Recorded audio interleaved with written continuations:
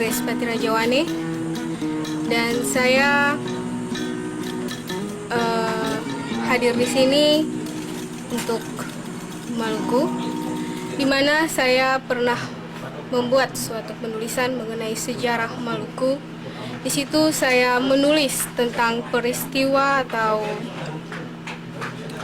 asal-usul daripada bangsa Maluku sendiri dengan melalui buku pedoman dari Dr. Alex Manuputi, di mana di situ saya menggambarkan bahwa dahulu kala Kerajaan Sahulau pernah membuat suatu hubungan pela atau gandong dengan pemerintah negara Belanda yang saat itu menjabat sebagai Gubernur Jenderal di Maluku, yaitu Jan Petersen Koen, di mana di situ keputusan yang diambil adalah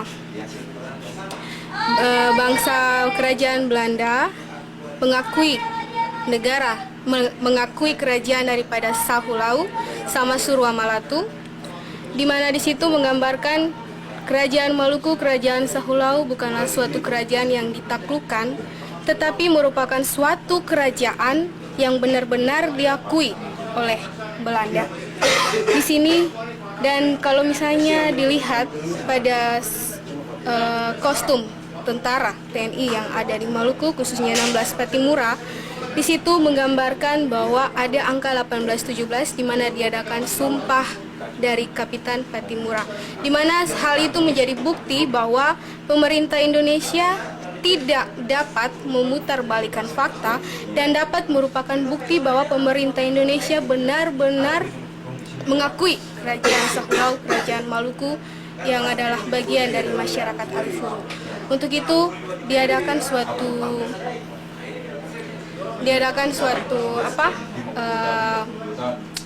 persatuan.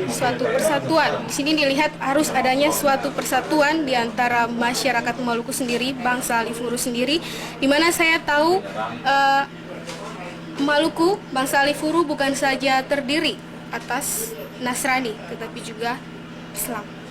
Dan di sini merupakan satu titik tolak bahwa apabila kita mau mencapai sesuatu yang kita inginkan, kedaulatan kita, maka kita bukan hanya harus berjuang sendiri-sendiri.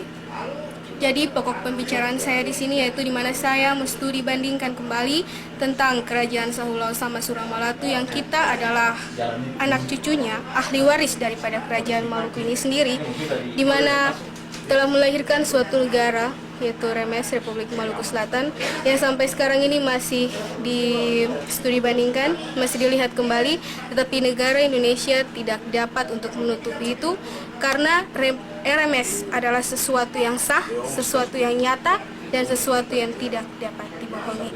Untuk itu harus adanya persatuan-kesatuan untuk mencapai sesuatu yang kita inginkan, untuk mencapai sesuatu yang kita harapkan, di mana kita semua dapat berkumpul kembali, di mana kita semua dapat menyumbang sesuatu yang dapat kita lakukan untuk negara Maluku tercinta ini. Terima kasih.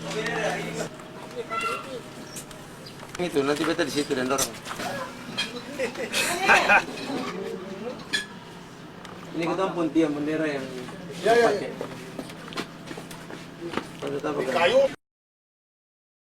Nah, kita berada di Seram, kita kerja jalan. Nah, kita ketemu dengan Alifuru yang di waktu kerja di Seram Selatan itu, Alifuru itu dia nama Naulu. Nah, kalau kita tanya, karena kita cerita dari orang, kita dong ini pintar. Nah, kita tanya, orang bilang iya waktu RMS masih ada di hutan Seram sini, orang dapat sekolah sama dengan orang sekolah di Ambon dari SD sampai di SMA. Orang juga di Seram sana di hutan RMS ke sekolah, orang begitu. Nah, orang cerita yang sampai sekarang karena don sekolah, don tahu bagaimana dia punya keuntungan waktu sekolah. Akhirnya orang pun anak-anak don kasih sekolah sampai sekarang, don sampai anak-anak sudah punya titel dokter Andes dengan dokter. Orang keluar, ada yang ada masih di Ambon, ada masih di Jakarta. Dan waktu beta kerja di Seram Timur. Beta ketemu lagi ada Alifuru, itu namanya Paulu. Dia ada pakai Naulu pakai berang merah, sedangkan Paulu itu berang biru. Nah, orang pun cerita sama. Orang juga sekolah waktu RMS masih ada orang sekolah di hutan, RMS kasih sekolah. Sampai pun di Dompung anak-anak juga sekolah. Di Dompung anak-anak sekarang sudah bertitel, ada yang dokter, ada yang randes, ada yang insinyur. Nah, begitu dong mencerita, dong bilang dia ketemu di Seram di hutan, orang masih bisa sekolah. Itu karena kita lihat orang bicara, dong cara hidup itu hampir sama dengan orang kota. Nah, padahal dong RMS kasih sekolah orang juga di hutan. Begitu yang kita tahu dong cerita. Cok sedikit yuk. Balik. Balik yuk. Oke.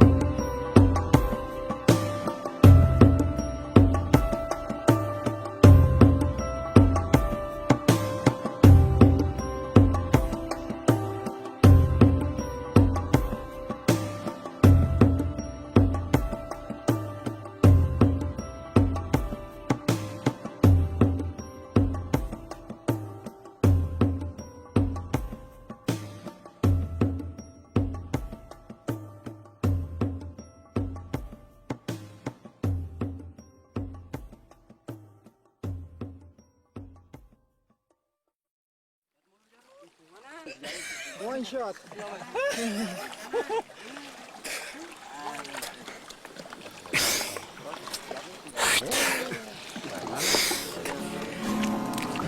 Kita mendekati tiba pada momentum lagi ya, tanggal 25 April. Kita juga tidak tahu apakah di muka itu atau di belakang itu kita sudah harus siap untuk atau sudah dikembalikan kita punya kedaulatan.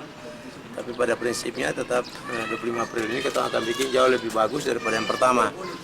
Dan untuk persiapan itu kita sudah bikin surat baik untuk kepada saudara di FKM dan semua di seluruh dunia maupun kepada PBB. Kita sudah bikin surat tempo-tempo, kita suka wanti-wanti buat mereka bahwa kita punya rencana 25 ini harus lebih besar, lebih akbar, lebih spektakuler. Dan kita minta untuk FKM luar negeri juga bekerja keras untuk menghadirkan lembaga-lembaga internasional supaya betul-betul kesannya bahwa bukan ini barang dibuat-buat, tetapi ini suatu kebutuhan yang sangat mendasar bagi rakyat Maluku, menuntut pengembalian kedaulatan, sebab kita tidak bisa hidup dalam negara yang membunuh rakyatnya atau negara yang membuat rakyatnya menderita. Itu tidak masuk akal, di mana-mana tidak akan pernah begitu. Jadi begitu juga kepada surat untuk PBB juga, ketua juga minta PBB harus berperan aktif dalam rangka menghadirkan juga beberapa lembaga internasional, sehingga ketua punya cita-cita itu dalam tahun ini, kalau bisa Tuhan sayang, ketua sudah bisa mencapai untuk dikembalikan ketua kedaulatan, entah di muka atau di sesudah April ya. Nah, itulah dari tempo-tempo kita sudah bikin strategi sekali yang mendasar ya, supaya tidak ada alasan lagi bahwa tidak datang ataupun begini ya. Walaupun mereka tidak datang, kami tetap bikin karena kami sudah kasih surat dan itu sudah harus disikapi oleh PBB maupun oleh FKM yang ada di internasional. Dan beta sangat mendambakan atau merindukan dukungan daripada Basudara semua, walaupun Basudara pada organisasi yang lain, tetapi beta yakin dan percaya bahwa kita semua punya milik. Kalau FKM cuma kasih contoh soal saja, tapi ini semua kita punya milik. Mari kita bergandeng tangan, seia, sekata, sehati, sepikir, sependapat, dan sejiwa supaya semuanya boleh kita lakukan dengan baik. Kita boleh berhasil dalam semua kita punya cita-cita. Sebab kalau keturun begini, ini kan tentara atur ketong kampanye, pemerintah ini atur ketong kampanye. Kalau ketong begini, susah untuk diatur, ya kan? Baik di luar maupun di dalam sendiri. Karena apa yang ketong bikin di sini harus didukung dari luar, supaya Indonesia yang dia punya potensi tidak mampu untuk menekan ketorang. Sebagaimana yang kita sudah uji coba pada tahun lalu, dan tahun ini harus kita buat lebih semarak. Dan itu merupakan tuntutan yang mendasar. Karena itu kita punya keperluan, kita punya milik yang harus kita raih. Setiap ketemu mau maju seperti negara lain, kita tidak bisa tinggal 50 tahun Indonesia ada bikin apa. Ketemu pun harta benda habis, semua dikeruk tiap bulan, tiap tahun habis. Tapi yang dikembalikan bagi kita cuma sedikit, tidak ada artinya sama sekali. Dan infrastruktur pembangunan dalam negeri-negeri mana, tidak ada apa-apa. Jalan saya sampai Orestadi ini kan ketemu jalan sakit jiwa, semua kalau bisa perketua mati di tengah jalan, tergelincir dan sebagainya. Nah itu kan tidak mungkin, kita bisa tinggal begini terus. Ketemu harus sendiri karena ketemu kaya, dan ketemu harus membahagiakan ketemu masyarakat.